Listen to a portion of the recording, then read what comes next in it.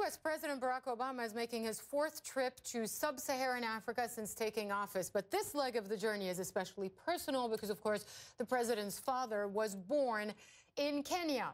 Mr. Obama arrived in Nairobi about 2 hours ago. There he is, disembarking. Kenyan President Uhuru Kenyatta and Mr. Obama's half-sister greeted him at the airport. She's the lady who got that hug there. Senior White House correspondent Jim Acosta is traveling with the president, and he joins me now live from Nairobi. So what's on the schedule in the coming hours, Jim?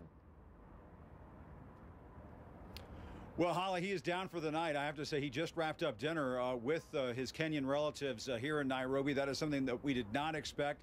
The White House sprung that on us in just the last several minutes. So it just goes to show you the president is going to have a busy time here in Africa. And this trip, we should point out, marks the first visit by a U.S. president to Kenya. Of course, the president has deep roots here, and Mr. Obama has visited Kenya before, but never as president. So this historic visit is shaping up to become the personal and presidential journey people in Africa have been waiting for since he took office.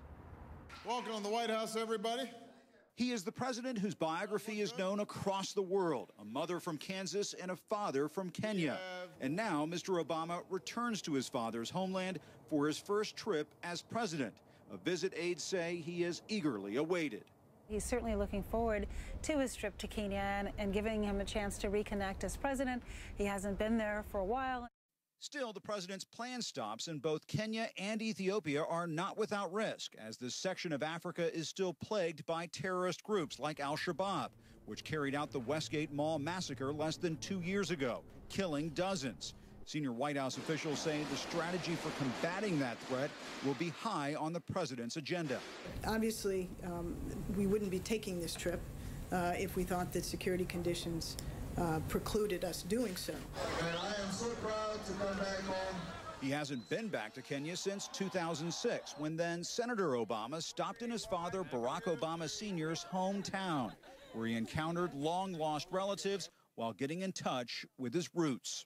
This is obviously a wonderful event for me. He also journeyed to Kenya as a young man, collecting stories that would become part of his memoir, Dreams from My Father.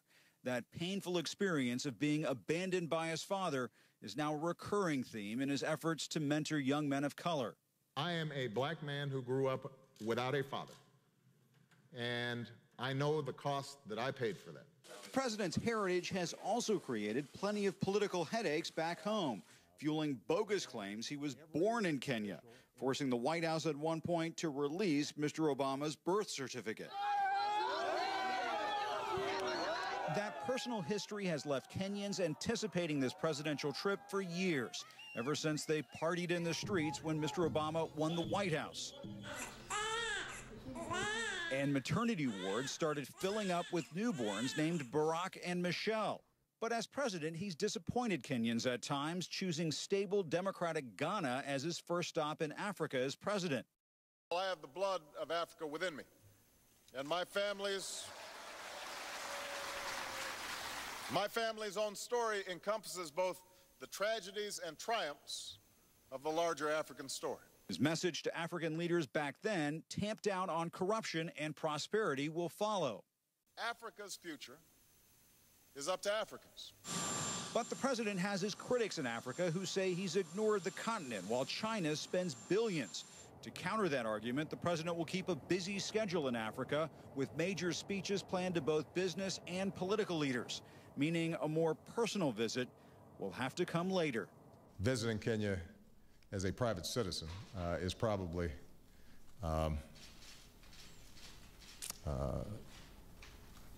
more meaningful to me than visiting as president, because I can actually get outside of a hotel room or a conference center.